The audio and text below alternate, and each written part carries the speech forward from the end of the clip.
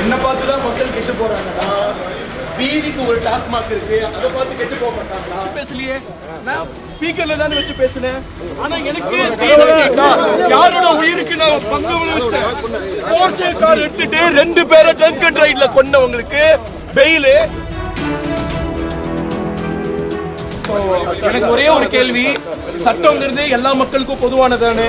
வாங்க இந்த ரோட்லயே நான் நிக்கிறேன்.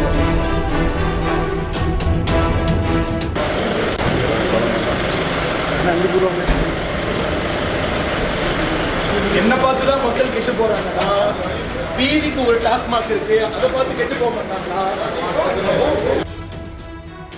வைகுந்தவாசன் மீது போடப்பட்ட அதிவேகமாக வாகனம் ஓட்டியதாக அவர் மீது வழக்கு பதிவு செய்யப்பட்டு 15ஆம் தேதி நடந்ததாக சொல்லி 28ஆம் தேதி முதல் தகவல் அறிக்கை அவசரமாக பதியப்பட்டு அவரை அவசர கால கைதியாக விசாரணைக்கு கூட அழைக்காமல் அவரை சென்னையில் அவருடைய இல்லத்தில் வைத்து கைது செய்திருக்கிறார்கள்.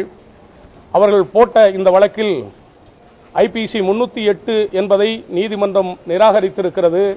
அந்த வழக்கை ஏற்றுக்கொள்ள முடியாது என்கிற பட்சத்தில் மற்ற அனைத்து பிரிவுகளும் பிணையில் விடக்கூடிய பிரிவுகளாக இருக்கின்ற பட்சத்தில் எங்களுடைய வாதத்தை நீதிமன்றம் ஏற்றுக்கொண்டு அவரை நிபந்தனையில் விடுதலை செய்திருக்கிறார்கள். இது நீதித்துறை தன்னுடைய நீதி பரிபாலனத்தை நிலைநாட்டி இருக்கிறது.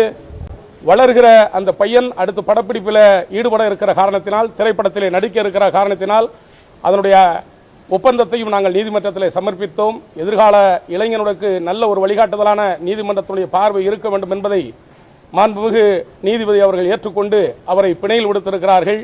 அவர் இது சம்பந்தமாக எதிர்காலத்தில் வேறு பின்பற்றுதல் யாரும் இருக்கக்கூடாது என்கிற காரணத்திற்காக நீதிமன்றத்திற்கு அறிவுறுத்தல் கடிதத்தை எழுதி தருமாறு கேட்டிருக்கிறார்கள். நாங்களும் அதை ஒப்புக்கொண்டிருக்கிறோம். தன்னை தொடர்ந்து ஃபாலோ பண்ணுகிற தன்னுடைய தொடர்பாளர்கள் யாரும் எதிர்காலத்தில் இந்த மாதிரியான காரியங்களில் ஈடுபடக்கூடாது என்கிற நிபந்தனையை நீதிமன்றம் விதித்த பட்சத்தில் அதை ஏற்றுக்கொண்டு அவரை பிணையில் விடுத்திருக்கிறார்கள். இன்றைய தினம் அவருக்கு இந்த நீதிமன்றம் பிணை வழங்கியிருக்கிறது என்பதை நாங்கள் தெரியப்படுத்திக் கொள்கிறோம்.